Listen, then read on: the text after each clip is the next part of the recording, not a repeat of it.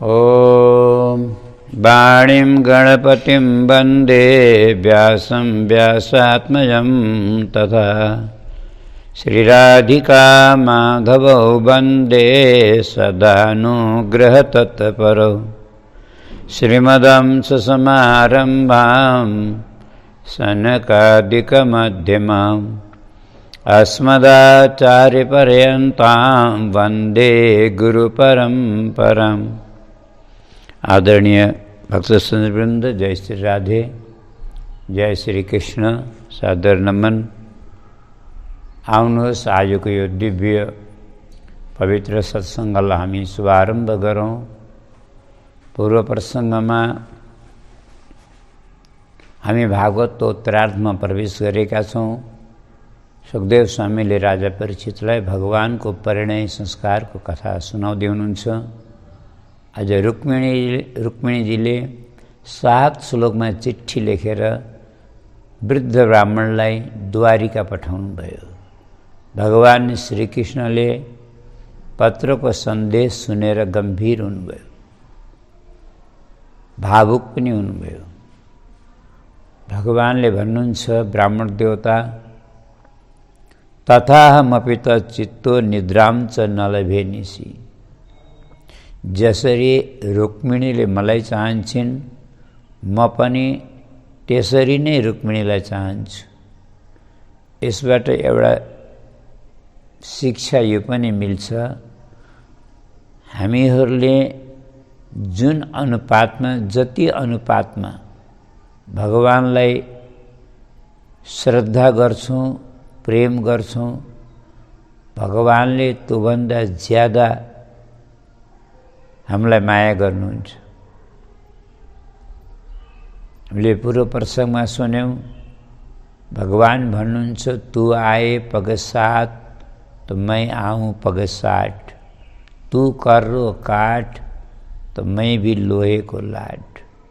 7 पाइला भक्त मतिर आउँछ भने म त्यसलाई स्वागत गर्न 60 पाइला अगाडि बढ्छु।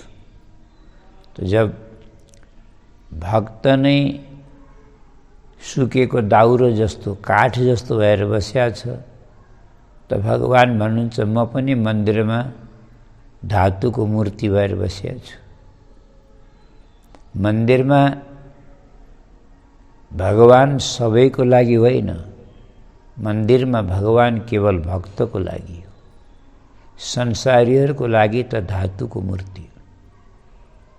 किनकि मान्छेले जुन नजरियाले हेर्छ, जुन दृष्टिकोणले हेर्छ, जुन भावनाले हेर्छ, भगवान त्यही रूपमा हुनुहुन्छ।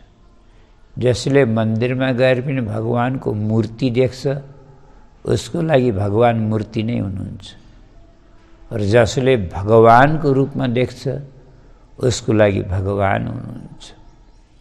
हामीले कल्पना गरौँ, 1000 को नोट छ। त्यो साँच्चै भन्ने भने कागजको मूल्य कति होला? 10 पैसाको कागज होला। परन्तु त्यो कागजमा गभर्मेन्टको मोहर लाग्ने बित्तिकै त्यो 10 पैसाको कागजको टुक्रो 1000 को नोट भयो। त्यस्तै चाहिँ हो त धातुकै मूर्ति, पत्थरको मूर्ति, पर त्यसमा वैदिक मन्त्रको ब्राह्मणहरूद्वारा मोहर लाग्यो, छाप लाग्यो। त धातुको मूर्तिमा हाम्रो हेर्ने नजरिया परिवर्तन भयो। जसलाई एउटा सामान्य धातु भनेर हामीले देख्थ्यौँ, बजारमा मूर्ति भनेर मान्थ्यौँ, मन्दिरमा वेद मन्त्रले प्राण प्रतिष्ठा भएपछि अनि हाम्रो दृष्टिकोणै परिवर्तन भयो, हेर्ने नजरिया नै परिवर्तन भयो। हामीले परब्रह्म परमात्माको रूप देख्न लाग्यौँ। कतिलाई त मन्दिरमा भगवानको दर्शन गरेर शरीर पुलकित हुन्छ। भगवानको प्रत्यक्ष अनुभूति हुन्छ। त्यही भएर यहाँ भगवान् त्यही भन्नुहुन्छ, रुक्मिणीले जसरी मलाई चाहन्छन् म त्यसरी नै रुक्मिणीलाई चाहन्छु, पर हामी दुईको बिचमा रुक्मी बाधक बनेको छ। भगवान् के भन्नुहुन्छ, यदि कोही भक्त मेरो चरणको शरणमा आउँछ, मेरो भक्त बन्छ भने म भक्त और भगवानको बिचमा जे बाधा आए पनि त्यो बाधालाई म हटाइदिन्छु, म पन्छाइदिन्छु। चाहे तो बाधा बन्धन चाहे फलामको जंजीरको केला नहोस्, चाहे कोही कारागारको केला नहोस्, चाहे स्वजन सम्बन्धीको माया मोहको केला नहोस्, चाहे तो आफैले गरेका पूर्व जन्मका अनेकौं जन्मका सञ्चित संस्कारहरूको कर्मको बन्धन केला नहोस्, पर यदि मेरो शरणमा कोही जीव आउँछ भने हाम्रो बीचमा कोही बाधा रहँदैन, कोही बन्धन रहँदैन, कोही प्रतिबन्ध रहँदैन। यही तो हो भगवानको हामीले बाणी हामीले बुझ्न नसकेर हो। भगवान् बार बार भन्नुहुन्छ, सर्वधर्मान परित्यज्य मामेकम शरणम व्रज। पहिला मेरो शरणमा आएर त हेर, तिम्रो मैले हर बन्धन, हर बाधा, हर प्रतिबन्धलाई म दूर गरिदिन्छु। कोही धर्म नै बाधक बनिया छ भने पनि त्याग गरेर मेरो शरणमा आऊ भन्नुहुन्छ भगवान्। आज तुरन्तै दारुक सारथीलाई आदेश गर्नुभयो, उनले रथ तयार पारे। भगवान् श्रीकृष्ण रथमा बस्नुभयो, कसैलाई सोध्नु भएन, सल्लाह लिनु भएन। तुरन्त एक रातमा कुण्डिनपुरको सीमाभित्र पस्नुभयो, विदर्भ देश पुग्नुभयो। यतातिर बलरामजीलाई थाहा भयो कृष्ण एक्लै कुण्डिनपुर गए रुक्मिणीको स्वयंवरमा। कुण्डिनपुरमा बलरामजीलाई थाहा छ सबै शत्रुहरू छन्, कृष्णको अनिष्ट गर्न पनि सक्छन्। त्यही भएर तुरन्त नारायणी सेना सजाएर पछि पछि बलरामजी पनि पाल्नुभयो।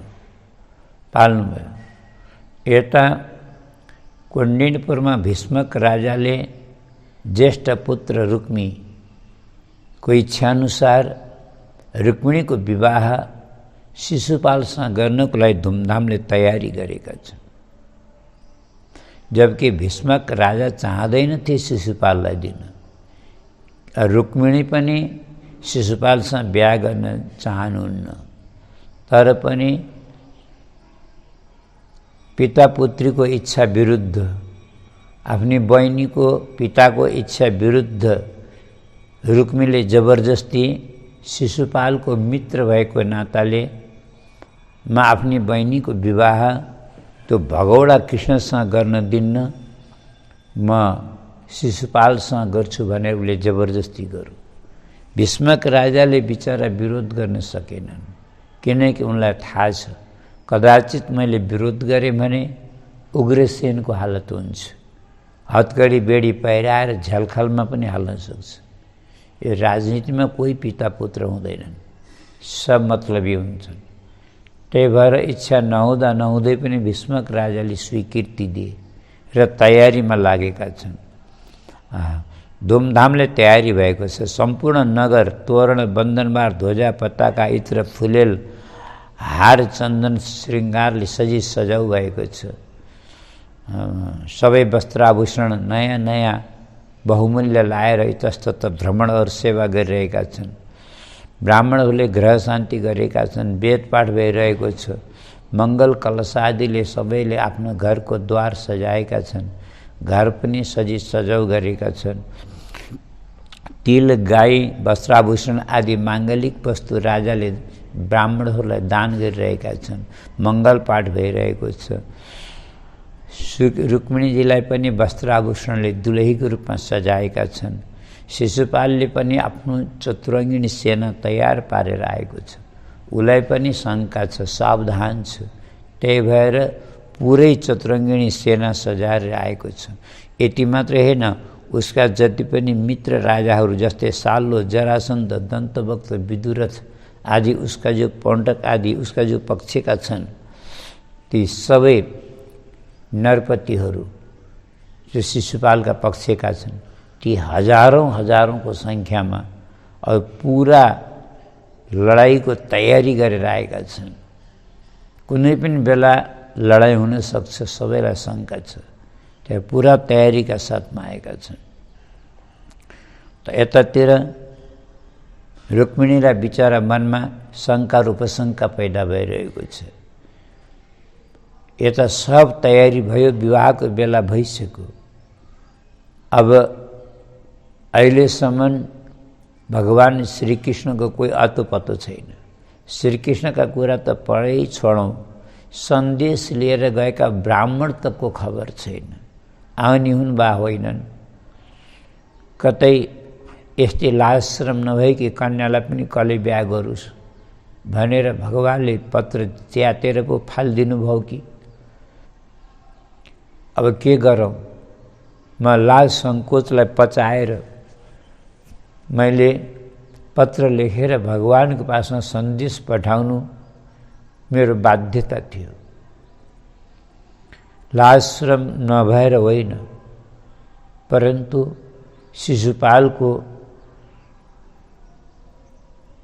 शिशुपालबाट बच्नुको लागि हो।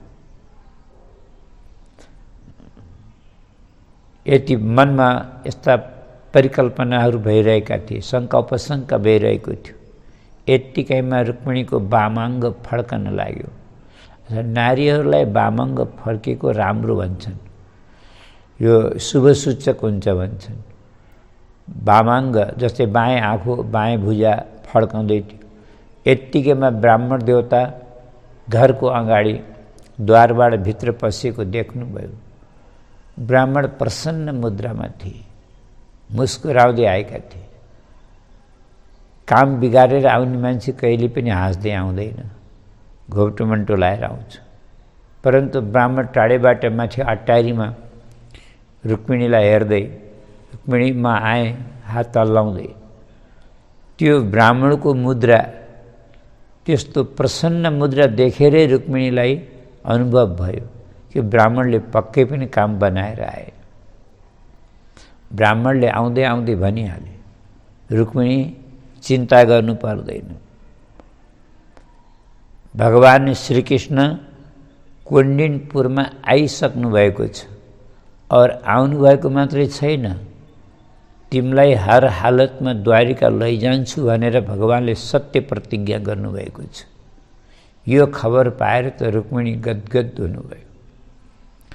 तमागतम समाज्ञाय वैदर्भी हृष्टमानस न पश्यन्ति ब्राह्मणाय प्रिय मन्यन्न नामस। सुखदेवजी भन्नुहुन्छ, ब्राह्मणले यस्तो शुभ सन्देश लिएर आए, भगवान द्वारिकामा आएको खबर समाचार लिएर आए। यो उपकारको बदलामा म ब्राह्मणलाई के दिउँ? रुक्मिणीलाई लायो, ब्राह्मणलाई म के टक्र्याउँ? एउटा कुरा हामीले सोचौँ, कल्पना गरौँ। यदि कोही मान्छे संसारमा भुलेको छ, भट्केको छ, विमुख भएको छ, गलत बाटोमा लागेको छ, भगवानको भक्तिदेखि, प्रभुको श्रीचरणदेखि बिल्कुल विमुख भएको छ, अज्ञानी छ, अपराधी छ, अगर त्यस्तो व्यक्तिलाई कुनै गुरुजनले, सन्त महात्माले भगवानसँग भेट गराइदिन्छन् अथवा भगवानलाई साक्षात्कार गर्ने उपाय बताइदिन्छन्, साक्षात्कारको माध्यम बन्छन्, साक्षात्कार गर्ने सुगम सरल उपाय बताइदिन्छन्, प्राप्त गराउँछन् भने हामी कल्पना गरौँ, त्यसको त्यो उपकारको बदलामा कसैले के दिन सक्छ?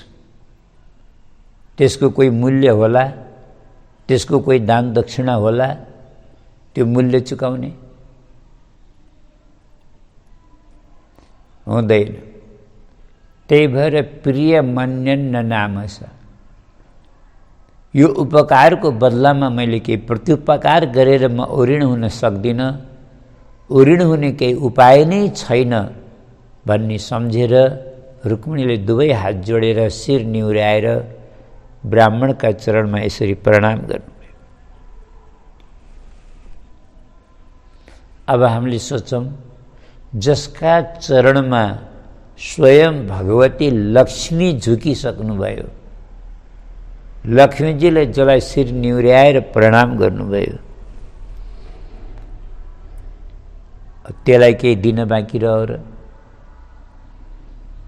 अरू के दिन रह्यो?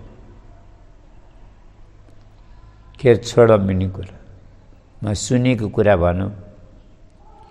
ती ब्राह्मणका कुलमा, वंशमा आज 5000 वर्ष भयो, तर अहिलेसम्म कोही गरिब, कोही दुखी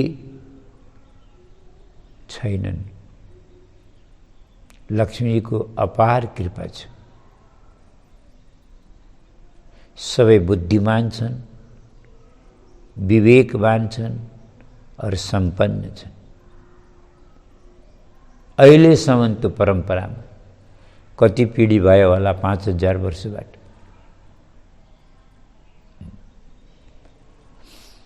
आज भीष्मक राजाले थाहा पाए भगवान श्रीकृष्ण कुन्नीपुरमा आइसक्नु भएको छ, नगरमा पस्नु भएको छ। गाजा बाजाका साथमा स्वागत गर्न गए। भव्य स्वागत गरेर एउटा सुन्दर निवासमा भगवानलाई विराजमान गराए। यता शिशुपाललाई थाहा भयो श्रीकृष्ण आइसकेका छन्। उसका मनमा त झन शङ्का बढ्यो, सतर्क भयो, झन सावधान भयो। रुक्मिणीजी आफ्नो कुल मर्यादा अनुसार, परम्परा अनुसार विवाहको एक दिन पूर्व कुलदेवीको पूजा गर्न नगरबाट बाहिर जानुभयो। ब्राह्मणीहरूका साथमा र सखी सहेलीहरूका साथमा गएर भगवती माताको पूजा गर्नुभएको छ। श्रद्धापूर्वक प्रार्थना गर्नुहुन्छ। षोडशोपचारले पूजा गरेर ब्राह्मणीहरूले पूजा गराइरहन्। नमस्ते त्वाम्बिके भीक्षणं स्वसन्तानयुतां शिवां भूयात् पतिर्मे भगवान् कृष्णस्तदनुमोदताम्। हे भगवती, हे जगदम्बा, हे जगत जननी, हे माता, म हजुरलाई नमन गर्छु। सिद्धिका दाता, मङ्गलमूर्ति, हजुरका सुपुत्र श्री गणपतिका साथमा म हजुरलाई, हजुरका चरणमा कोटि कोटि कोटि कोटि प्रणाम। गौरी गणेशलाई मेरो प्रणाम छ। मलाई आशीर्वाद दिनुस् माता, मलाई वरदान दिनुस्। भूयात् पतिर्मे भगवान, श्री कृष्ण भगवान मेरा पति होउन्, मेरो सौभाग्य अखण्ड रहोस्, कोही विघ्न बाधा नआओस्। हे माता, मलाई यस्तो वरदान दिनुहोस्। भगवती माताले पनि मनै मन वरदान दिनुभएको छ। चिन्ता नगर, तिमी त स्वयं लक्ष्मी स्वरूपा हौ। तिमीलाई आफ्नो पति परब्रह्म परमात्मा श्रीकृष्णदेखि अलग गर्न कसले सक्छ? सङ्घर्ष गर्नु त जीवनको एउटा अपरिहार्य नियम हो। यो प्रकृतिको नियम। जीवनमा सङ्घर्ष हुन्छ, गर्नुपर्छ, तर हिम्मत हार्नु हुँदैन, हरेस खान हुँदैन। सङ्घर्ष गर्नेवालाको, प्रयास गर्नेवालाको परिश्रम सफल हुन्छ। आज जसै पूजा गरेर रुक्मिणी फर्केर बाहिर आउनुभयो, रुक्मिणीको सौन्दर्य, माधुर्य, लावण्य अद्भुत छ। आफ्नो तेजले त सम्पूर्ण को दृष्टिलाई नै तिरमिराइदिनु हो, सबैका नजर तिरमिराए। रुक्मिणीको तेज देखेर, सौन्दर्य माधुर्य लावण्य देखेर सबै चकित भए, अचम्म परे।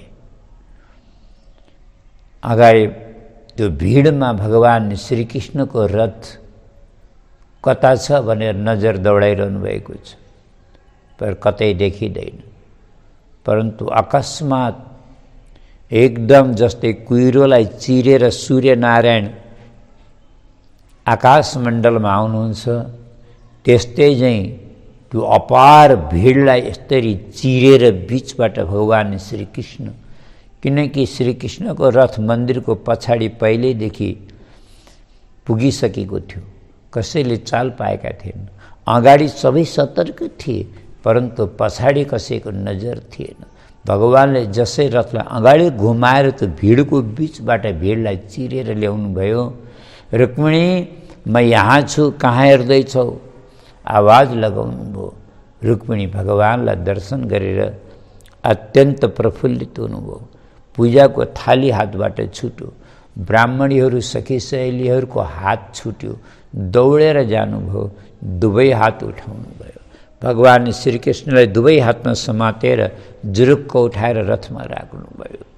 जस्तै कोही सरोवरबाट फुलेको फूल कमलको पुष्पलाई कोही हात्तीले, मदमस्त हात्तीले आफ्नो सुँडले उठाएर माथि लैजान्छ, त्यस्तै चाहिँ अद्भुत दृश्य देखियो।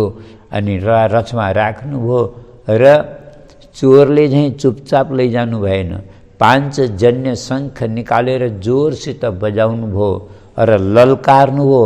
सम्पूर्ण शिशुपालका, जरासन्धका, विदुरथका, दन्तवक्त्रका, साल्लोका जति पनि यहाँ वीर सैनिकहरू छन्, चतुरङ्गिणी सेनाहरू छन्, ती सबलाई ललकार्दै भगवानले भन्नुभयो, सम्पूर्ण सैनिकहरूका बीचबाट, वीर पुरुषहरूका मध्यबाट मैले रुक्मिणीलाई भगाएर लैजाँदैछु, हरण गरेर लैजाँदैछु। यदि कसैको ताकत छ भने, यदि कसैको शक्ति छ, बलको घमण्ड छ भने आओ छोडाएर लैजाओ भन्दै मारा रथ हाँक्नुभयो। सब चिच्याए, लयो लयो लयो लयो लयो लयो त भन्छन्, तर कली के लयो त भन्दैनन्। डाँडो काटेपछि शिशुपाल आयो। शिशुपालले सोध्यो, कली के लयो? सैनिकहरूले भने, सरकार कृष्णले आएर रुक्मिणीलाई लिएर गए। ती सम्पूर्ण सैनिकहरू, ती नरपतिहरू लाजले घोप्टो मुन्टो लाए। धिक्कारै छ हामीलाई, हाम्रै अगाडिबाट कसरी टिपेर लिएर गयो? हामी हेरेका हेरे भयौँ, हाम्रो बुद्धि विवेकले काम गरेन, हामीले केही सोच विचार नै सकेनौँ। यति छिटो भयो कि बस कुरै नगर। स्यालहरूको भिडबाट सिंहले आफ्नो भाग टिपेर उडे जस्तै, दौडे जस्तै महाराज श्रीकृष्णले रुक्मिणीलाई टिपेर दौडे। सहन भएन। यी नरपतिहरू, हजारौँ नरपतिहरूले, यिनीहरूले त यस्तो लाग्यो आज कृष्णले रुक्मिणीलाई लिएर गएको होइन, उसले हाम्रो आज इज्जत लिएर गएको, हाम्रो कीर्ति लिएर गएको हो, उसले हाम्रो यश टिपेर लिएर गएको हो, यो हाम्रो अपकीर्ति हो, यो बेइज्जत हो हाम्रो यो। आज उसलाई छोड्न हुँदैन, छोड्न हुँदैन, छोड्न हुँदैन भन्न लागेछ। पुरा सैनिकहरू सजधज भएर आक्रमण गर्ने उद्देश्यले आक्रामक मुद्रामा दौडेर भगवानको पिछा गरे। रुक्मिणी डराउनु भएको छ। भगवान श्रीकृष्ण भन्नुहुन्छ, रुक्मिणी डराउनु पर्दैन, डर मान्नु पर्दैन। यत्तिकै उताबाट बलरामजी पनि आउनुभयो। बलरामजीले देख्नुभयो, बलरामजीलाई डर थियो, शङ्का थियो, केही हुने हो कि भनेर। परन्तु श्रीकृष्ण फर्केर आएको देखेर प्रसन्न हुनुभयो। अब अरू त जेसुकै होस्, मेरो कृष्ण सुरक्षित छ, मलाई अरू केही चाहिँदैन। कृष्ण, तिमी आयौ त एक्लै आयौ, कमसेकम मलाई त बताएर आउनु पर्थ्यो, अरूलाई नभने पनि। भगवानले हुनु, दादा बताउने समय कहाँ थियो, भक्त जो डुबिसकेका थियो। भगवान त जहाँ पनि पुग्नुहुन्छ बिल्कुल एन मौकामा पुग्नुहुन्छ। हात्तीको पासमा भगवान कतिखेर पुग्नु हो जब केवल 1 इन्च मात्रै सुन बाँकी थियो डुब्न। द्रौपदीको पासमा कतिखेर पुग्नुभयो भगवान यो साडीको अन्तिम गाँठो पनि खुल्न लागिसकेको थियो। 1 क्षणको 1 सेकेन्डको मात्रै विलम्ब हुन्थ्यो भने न त श्रीकृष्णले द्रौपदीको लाज राख्न सक्नुहुन्थ्यो न गजेन्द्रको प्राण बचाउन सक्नुहुन्थ्यो। परन्तु त्यस्तो हुन दिनु भएन। एन मौकामा यहाँ पनि अलिकता विलम्ब भएको भए यदि मैले उहाँ सबैलाई खबर गरेर बताएर आउन थालेको भए आज मैले रुक्मिणीलाई प्राप्त गर्न सक्ने थिएन भन्नुहुन्छ। रुक्मिणीको स्वयंवर भयो। भगवान्ले भन्छ हाँ दादा भयो। कसले लिएर गयो? बलरामजीले देख्नु भएन। किन? रथमा पर्दा लागेको छ। पर्दाभित्र रुक्मिणी हुनुहुन्छ। भगवान्ले त रथ आफै चलाउनु भएको छ। रथ चलाउनु भएको छ। कसले लिएर गयो? आफ्ना दाजुसित मैले ल्याएँ भन्न लाज लायो होला, टाउको हल्लाउनु हो। तिमीले लिएर आयो? हाँ दादा। अनि एक्लै किन आएको त? पुर्याउन कोही आएन? पुर्याउनु को आउने हो? त्यहाँ पछाडि जरासन्धको सेना देख्नुभयो बलरामजीले। आउँदैछन् सायद दहेज लिएर आउँदै होला नि, त्यही भएर ढिलो भयो होला। पुर्याउन आउँदैछन्। भगवान्ले दादा कोही यहाँ पुर्याउन आएका होइन, सबै इसारा गर्नु हो, युद्ध गर्न आएका हुन्। युद्ध गर्न आएका हुन्। किन हरण गरेर ल्याएका हो र? हाँ दादा। राजी दिनेवाला नि को थियो र त्यहाँ? चिन्ता नगर, कौनो लडाइँ गर्न आउँदो रहेछ, म हेर्छु।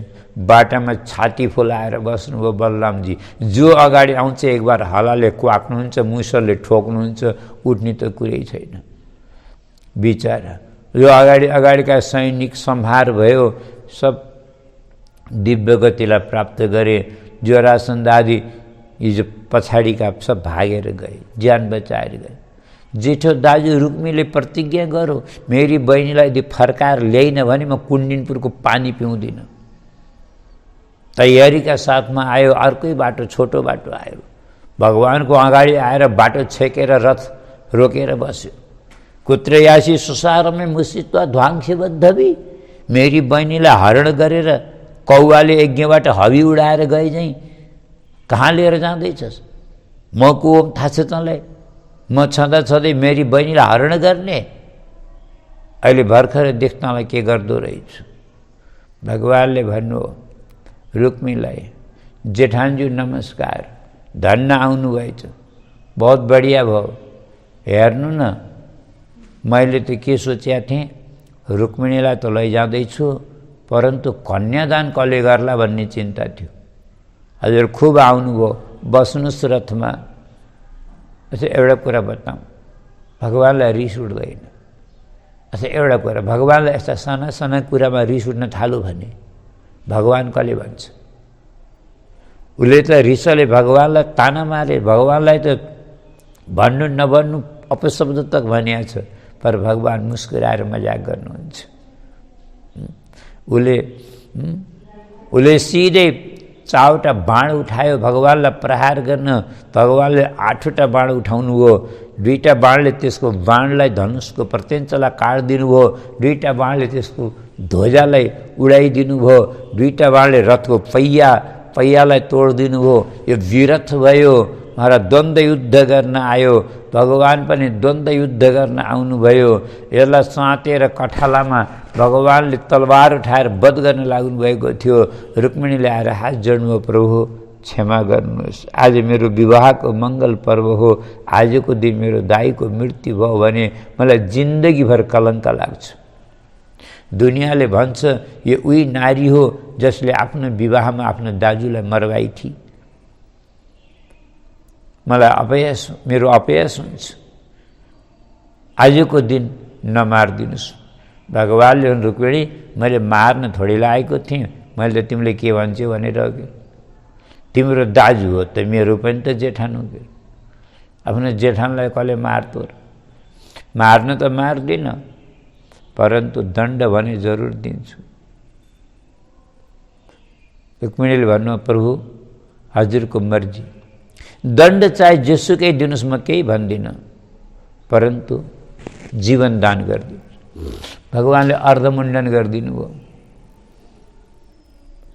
अनि रस्सीले बाँधेर रथको पछाडि पायदानमा राखेर लिएर हिँड्नु द्वारिकातिर।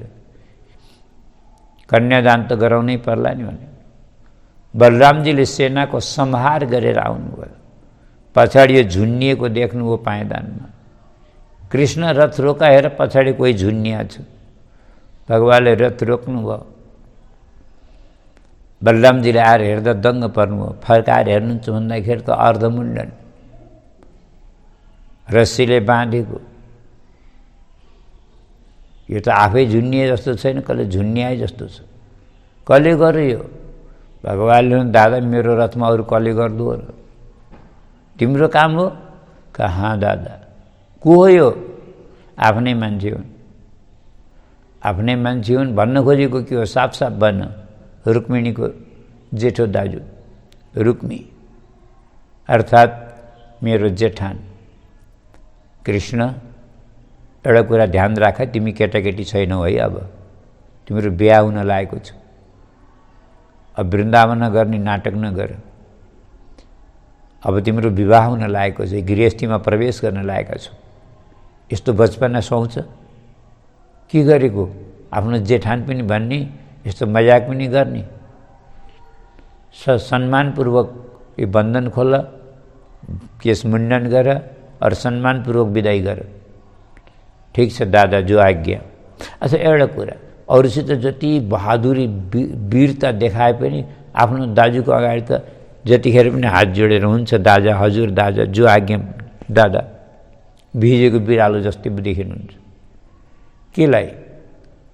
के बल कम भएर हो र?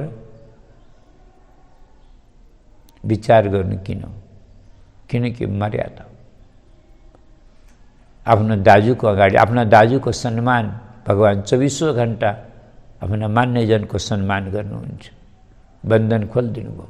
लाजले चाहिँ भोजकट नामको नगरी बनाएर बस्यो। कुण्डिनपुरमै गएन। भगवान द्वारिका आउनुभयो र भीष्मका राजालाई अर्को दिन बोलाइयो और दिव्य रूपले धुमधामले भगवानको विवाह सम्पन्न भइरहेको छ।